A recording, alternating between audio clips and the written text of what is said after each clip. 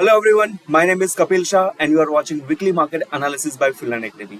So इस video में हम मार्केट के बारे में डिस्कस करेंगे, मार्केट के नेक्स्ट वीक के क्या इंपॉर्टेंट लेवल हो सकते हैं, अंडरलाइंग डायरेक्शंस क्या लग रही है, वो उसके बारे में हम चर्चा करेंगे। इसके बाद में सेक्टर स्पेसिफिक मोमेंटम, तो सेक्टर स्पेसिफिक मोमेंटम में स्ट्रेंथ एनालिसिस के कौन सा सेक्टर्स अभी मार्केट के फ्लेवर में है और कौन सा sectors out of the flavour में है, एंड उसके बेसिस पे हम स्टॉक सिलेक्शन करेंगे and stock of the week हम देखेंगे। तो इस वीडियो को जरूर से अंत तक देखिएगा और हमारे चैनल को सब्सक्राइब कीजिएगा।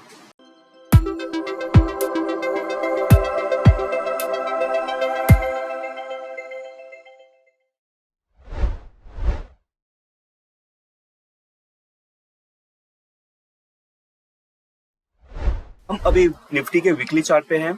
यहाँ पे हम देख रहे हैं कि जो 1 दिसंबर को हाई बना था एंड लगातार 80 ट्रेडिंग सेशन तक मार्केट ने एक नीचे का मूव दिया हुआ है और मार्केट ने फ्रॉम अ परसेंटेज परस्पेक्टिव 10% से नीचे डिक्लाइन किया हुआ है। 10% डिक्लाइन होकर मार्केट 16,800 के लेवल पे आता है, जो काफी इंपॉर्टेंट लेवल था क्योंकि लास्ट टाइम भी 16,800 के लेवल से ही हमें एक स्ट्रॉन्ग अपसाइड मोमेंटम देखने मिला था। तो 10% की डिक्लाइनिंग मोमेंटम के बाद में पिछले जो 3 हफ्ते रहे हुए हैं वहां पे मार्केट ने काफी अच्छा ऊपर की ओर मूव दिया हुआ है। 3 हफ्ते में ऑलमोस्ट मार्केट ने 50% जितना पहले का पेन था वो रिकवर हो गया है। Market is improve by the 5%। हम यहाँ पे फिबोनाची रिट्रेसमेंट को अगर प्लॉट करते हैं, so let's say that is for an high end उसका हम नीचे की लेवल पे स्ट्रेच करते हैं, देन वी अंडरस्टैंड दिस कि this is what the 50% kind of retracement that is already happened. तो मार्केट का अभी 50% के लेवल के यहाँ पे 70,800 का लेवल है, वहां पे ही चल रहा है, बट अभी तक कोई हमें नेगेटिव साइन देखने नहीं मिली हुई है।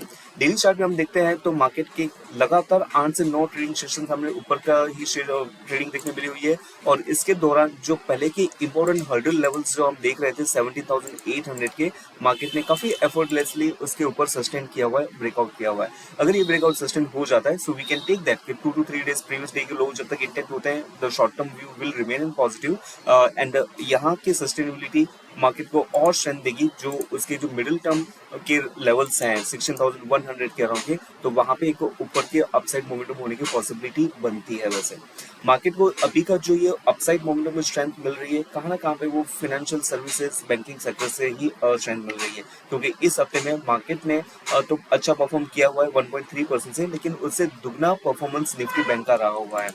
तो निफ्टी बैंक के चार्ट को हम देखते हैं यहाँ पे,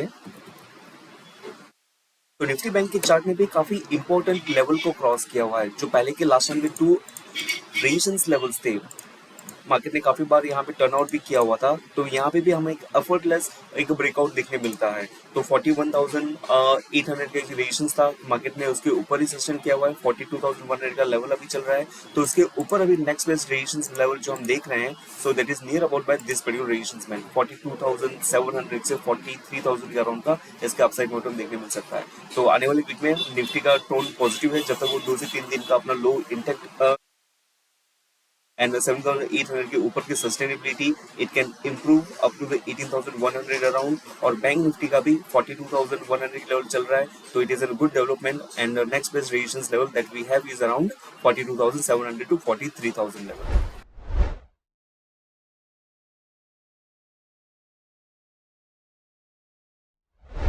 we do the strength analysis. तो यहाँ पे हम क्या करते हैं कि डिफरेंट टाइम स्केल को लेके, मींस लेट्स से कि रिसेंट जो अपसाइड मोमेंटम हमें देखने मिला है, तो 24 मार्च को 16,900 का जो क्लोजिंग बेसिस पे सबसे हाईएस्ट लो था हमने वो कैप्चर किया हुआ है, और जो हमारा इस वीक का लास्ट ट्रेडिंग सेशन है दैट वाज क्लोज अराउंड 70,800, तो मार्केट ने 5% का अपसाइड मोमेंटम दिया हुआ है। तो इस 5% के अपसाइड के मोमेंटम में कौन से सेक्टर ने पार्टिसिपेट किया हुआ है, सो ये we can understand textile, construction, financial services, chemical, pharma ने काफी अच्छा परफॉर्म किया हुआ है, जबकि telecom, power, media services, oil and gas का एक अंडर परफॉर्म रहा हुआ है। पिछले 1.5 2 साल से जो हम ये डेटा मेंटेन कर रहे हैं, तो उसके बेसिस पे this are the leading sectors और this are the laggard sectors हम देख रहे हैं।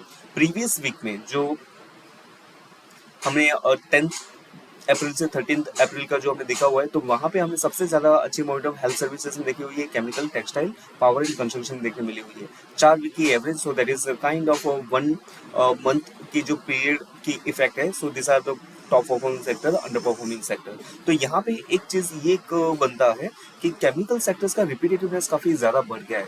काफ़ी टाइम पहले हम देखा करते केमिकल सेक्टर्स काफ़ी अंडर परफॉर्म कर रहा था, लेकिन इस पर्टिकुलर टाइम में केमिकल सेक्टर्स का आउट परफॉर्मेंस हमें यहाँ पे देखने मिलता है। सो इट कैचेस आइडिया कि हाँ केमिकल सेक्टर्स में कुछ एक पॉजिटिव मोमेंटम जैसे देखने बनता है। अलॉन्ग विद दैट काफ़ी सारे और भी सेक्टर्स हैं, लेट्स से कि टेक्सटाइल सेक्टर्स है जो पहले काफ़ी बॉटम 5 में आया करता था। So it has started to slowly improve. Financial services sector जो पहले काफी अच्छे मूवमेंट में था, so now again it is started to pick up its momentum. तो 4 वीक की एवरेज में भी हम यहाँ पे देख रहे हैं फाइनेंशियल सर्विसेज है, और रिसेंट अपसाइड मोमेंटम में भी हम यहाँ पे देख रहे हैं कि फाइनेंशियल सर्विस सेक्टर का परफॉर्मेंस अच्छा रहा है। सो बेसिकली जहाँ पे जिस पर्टिकुलर सेक्टर्स की काफी ज्यादा रिपीटेटिवनेस होती है, सो वी अंडरस्टैंड दैट कि अभी ये सेक्टर्स मोमेंटम में आ रहे हैं। So let's say for coming week, of course, the financial services stocks and chemical stocks will be under the radar for the positive side. And bottom 5 में हम देख रहे हैं कि telecom sectors across all the time frames नीचे में bottom 5 में आ रहा है. So this is one of the weakest sector that we can understand.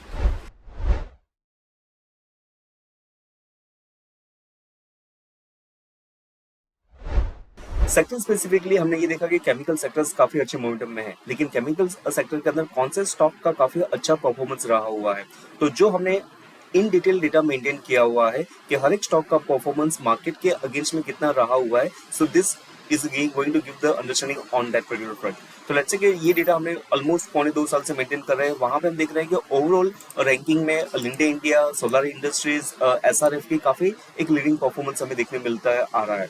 So of course the Linde India is an kind of very strong positive momentum stock, तो ये stock है हम देख सकते हैं। And by the same time we need to understand the technical developments as well. तो technical developments में ये फ्रंट लीडिंग सेक्टर्स है जो हमें काफी आइडेंटिफाई करवाते हैं कि ये एक स्टॉक प्लेस है जहां से आपको एक अपॉर्चुनिटी मिल सकती है। तो here after checking the technicals I find the SRF in a good positions. तो इसकी टेक्निकल डेवलपमेंट क्या है? So if you are looking at the technical side, SRF का स्टॉक्स की मोमेंटम काफी टाइम से एक स्टेगनेंसी रही हुई है। So let's say almost from सितंबर 2021 स्टॉक एक कंसोलिडेशन पैच में रहा हुआ है। एंड यहाँ पे इसके लगातार इसके 2200 या 2100 का यहाँ पे बॉटम बनाया हुआ है। तो रिसेंट जो डिक्लाइनिंग मोमेंटम आया था, सो 2100 के लेवल के यहाँ पे सपोर्ट लेके जो इसके प्रीवियस ट्रेडिंग पॉइंट थे एक ब्रेकआउट करता है, और ब्रेकआउट के साथ में जो इसके पहले के रेजिस्टेंस लेवल थे और द हॉरिजॉन्टल लाइन जो हम कहते हैं, इसको भी एक ब्रेकआउट दिया हुआ है। ब्रेकआउट होने के बाद में प्राइसेस में थोड़ा सा रिटेस्ट करके इस वीक में फिर से ऊपर की ओर आ रहा है। तो लेट्स से कि डेली चार्ट पे हम देखते हैं तो वहां पे हमें ज्यादा क्लैरिटी आएगी कि मार्केट ने स्टॉक ने काफी अच्छा एक बेस नीचे में बनाया हुआ है। एंड यहाँ से हमें एक ब्रेकआउट देखते हुए देखने मिल रहा है। तो लेट्स से कि लाइन चार्ट अगर मैं यहाँ पे देखता हूँ तो प्राइसेस का काफी अच्छा एक रेजिस्टेंस पॉइंट यहाँ पे बना हुआ था।